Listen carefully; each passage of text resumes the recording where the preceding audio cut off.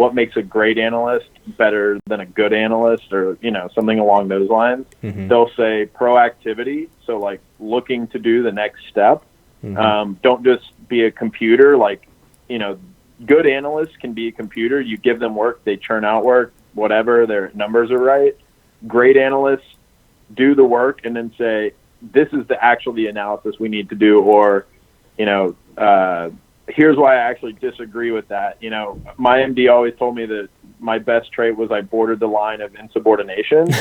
And he loved that. Yeah. And, that I think that's where I kind of tiptoed, and I was never kind of afraid to say what I meant, but you have to do it in a very respectful way. What I would tell kids to, when I was a senior analyst, second year analyst, mm-hmm. is what goes the farthest to me is a positive attitude. Like, you can be the best analyst in the world, but if I hate to come to your desk and ask you for help on something, or if someone hates to ask you to stay a little bit later, yeah, because they're worried about your reaction, your bonus is going to be lower regardless of work product.